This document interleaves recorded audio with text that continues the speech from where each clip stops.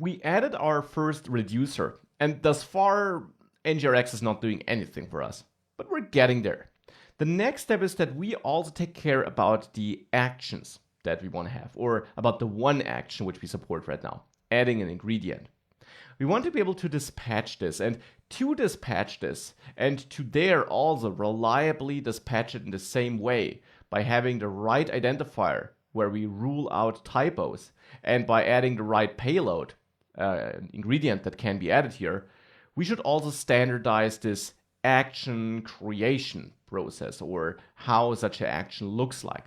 Because at the moment I'm just checking for this identifier here, but if I now would dispatch this action from anywhere in my code, I would have to make sure that I type this same identifier, and as you might imagine, if you're in a hurry, if your application is bigger, it's easy to forget a character, and then you have a bug that's super hard to spot, your app does not work correctly, and you waste hours looking for that stupid typo. To rule that out, NGRX also kind of at least pushes us into a direction where we have a clear pattern about creating and providing our actions as well. Now for that, I'll create a new file next to the shopping list reducer, and that is my shoppinglist.actions.ts file. Now, since the actions and the reducer kind of belong together and belong both to the NGRX setup, I'll add a new subfolder here in the shopping list folder, and I'll name it store because it's all related to the NGRX store. So let's move the reducer and the actions file into that store folder now. And now let's work on the shopping list actions file.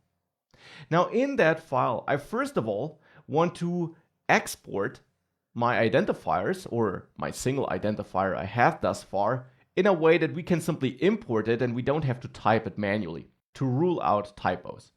So in the shopping list actions file, I'll therefore export a constant, which I also name add ingredient, though that name is totally up to you.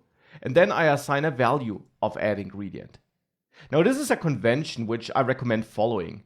You use a constant which's name is the same name as the one of your identifier, which in turn should be descriptive about what this action does. And you then simply store your string identifier in that constant. And by exporting it here in the actions file, we can import it into other files, like in our shopping list reducer file, where we need that action. And therefore, since we never have to type it again, and we just import it, and the IDE will yell at us if we mess up the import, it won't yell at us if we mess up a string.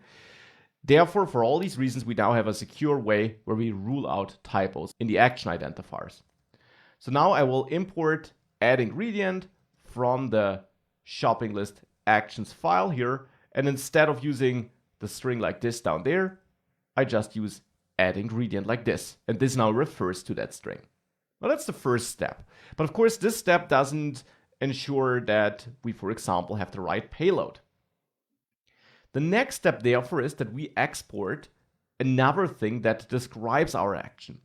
And our action, if we go back to reducer, is of course not that string. Keep in mind the action is an object which needs to have a type property. So the action actually is an object, not a string.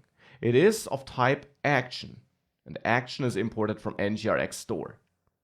So it probably doesn't hurt if we grab that action import and we import it here in the shopping list actions TS file as well.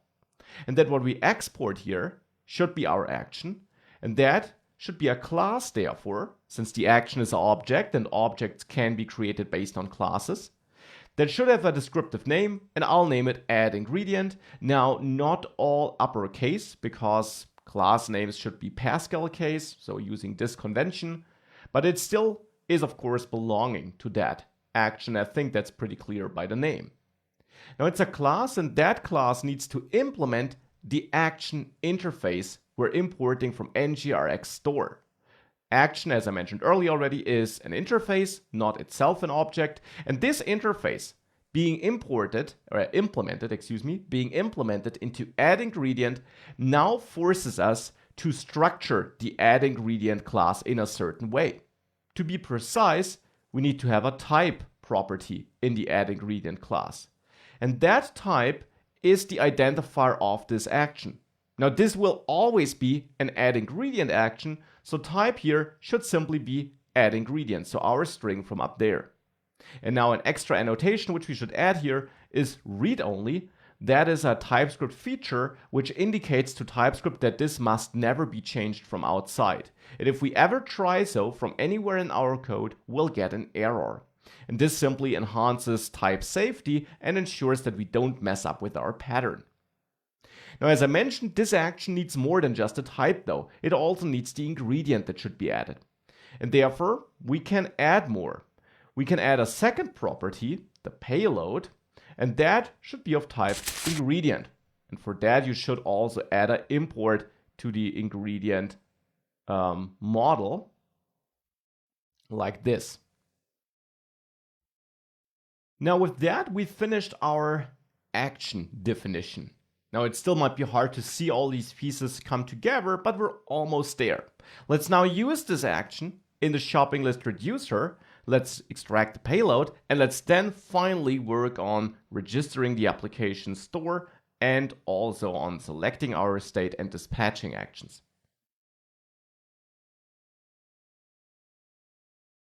With the action added, back to the shopping list reducer. Here I'm already handling the add ingredient case, which I'm importing from the shopping list actions. Now we can also rewrite this import, which is not a must, but kind of a convention you also see in a lot of demos and tutorials. Since we export more than just this constant here, we also export this class here, this add ingredient class in the action file. We can import everything from that file with a star. And I don't just want to import it like this, but we always have to add an as keyword and give this an alias to group all the things that are imported from that file into one object under which we can access them in this file. And here I'll simply name this shopping list actions. So this is my shopping list actions object here. Of course, you could name this differently if you wanted to. And now we get an error here for add ingredient because I'm not directly importing this anymore. So here we can now just say shopping list actions dot add ingredient. This is the case we want to check for. This is the constant that holds this identifier. We also can be more specific about the action we're getting here now. The action here would be our add ingredient action. So we can set this equal to the type of shopping list actions dot add ingredient. And therefore we can get rid of that action import here in the reducer. So now we changed the type of the action. And now here, when we want to add a new ingredient, that's not just the action. Instead, our action now has a payload. And we get auto completion here in TypeScript support because we are pretty clear about the type of our action. It's not just the action interface NGRX forces, because that only requires us to have a type. We are more specific. We have an action which is of type add ingredient, which does not just have the type, but which also has a payload. And therefore we can access this here without TypeScript yelling at us. So now with that all done, how can we now use the reducer and our nice setup action to finally set up that application store, which it is all about, to then also use that? Because thus far we spent a lot of work on implementing something which has no effect. Well, that's about to change. To add our application store, let's go to our app module, and in there, I can remove the logging service by the way, but that does not matter too much. Let's import something from @ngrx store. And that something is the store module. That helps us with setting up that application-wide NGRX store. Now, store module, as the name suggests, is a, well, Angular module. And therefore, we should add it here. Maybe below the other Angular modules, we add the store module. We don't just add it like this, though. We also need to tell the store module, we need to tell NGRX what makes up our store, which reducers are involved. And for that, we call for root here. And to for root, we pass a so-called action reducer map. Now that sounds more complicated than it is. In the end, it's a JavaScript object where you can define any identifier of your choice. So maybe shopping list, and then the reducer that belongs to that identifier. And in my case, That's the shopping list reducer function, which needs to be imported from the shopping list folder, there the store folder, and there the shopping list reducer file. So that shopping list reducer function we worked on over the past lectures. This function is now assigned as a value to this shopping list key, and that key name is totally up to you, but of course it should be descriptive about which feature of the app this reducer belongs to. And it is the reducer for our shopping list part of the app, therefore it makes sense to name this shopping list as well. With that, we told NGRX where to find our reducer, and therefore now when the app restarts, even though we don't see it yet, NGRX will take that reducer into account and set up an application store for us where it registers this reducer. So now any actions that are dispatched will reach that reducer. Well, and to see that initial application state, we can now start fetching some data from that state.